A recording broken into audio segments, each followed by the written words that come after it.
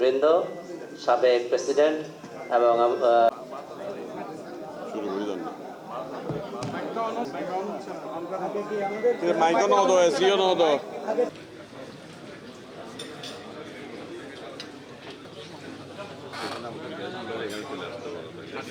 শেষে আপনি দেখেন নির্বাচন কমিশন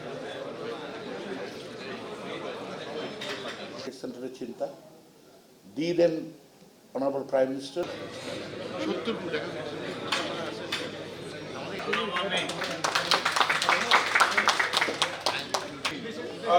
এই অনুষ্ঠান উপভোগ করেছেন আমাদের তোমার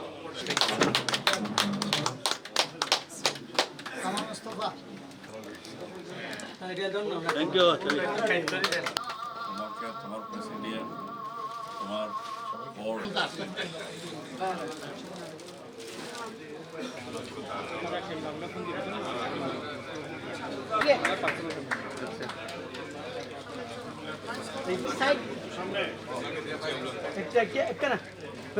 পোর্টের ট্যারিফটা আমাদের বড় সমস্যা, স্কেলটা বড় সমস্যা, আর তারপরে ভ্যাটেরটা তো বললাম আপনাদেরকে।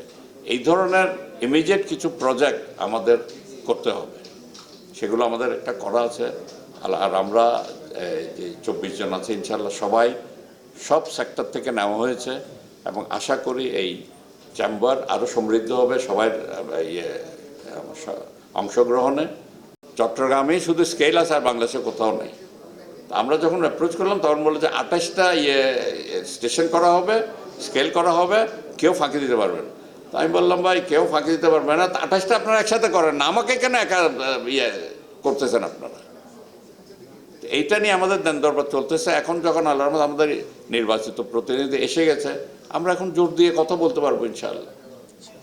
তাদেরকে বাধ্য করবো, না হলে আমরা আপনাদের সবাইকে নিয়ে আমরা রাস্তা বন্ধ করে এটা বলবো যে ঠিক আছে এবার করবো না, করো, আর নাহলে রাস্তা বন্ধ। আমরা সেটা তো করতে পারবো, আমরা নির্বাচিত প্রতিনিধি চট্টগ্রাম চেম্বারে। আমার প্রথম স্বপ্ন হলো যে তরুণ উদ্যোক্তা যারা আছে, মহিলা উদ্যোক্তা যারা, এদেরকে প্লাগ ইন করা, ইকোনমিক প্ল্যাটফর্ম এদেরকে প্লাগ ইন করা। আরেকটা কথা আমি বারবার বলি, আমি কিন্তু ট্রেড ইউনিয়ন না। আমি কিভাবে ইকোনমিক চেঞ্জটা চাই, যেমন আমাদের কস্ট অফ ডুইং বিজনেসের কথা বলবো, আমি বলবো ইজ অফ ডুইং বিজনেসের কথা, আমি বলবো মাননীয় অর্থমন্ত্রী মহোদয় যেটা সবসময় বলে ডিরেগুলেশন, ওটার কথা ওনাকে আবারও স্মরণ করিয়ে দেবো।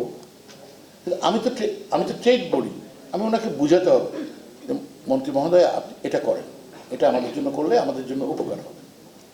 আমরা সবাই গিয়ে এই কাজটাই করতে চেষ্টা করব এবং দল যার যার, চেম্বার কিন্তু আমাদের সবার। আমি কোনো দলকে কে কোন দলের পরিচয় আমি এটা নিয়ে পরিচিত না।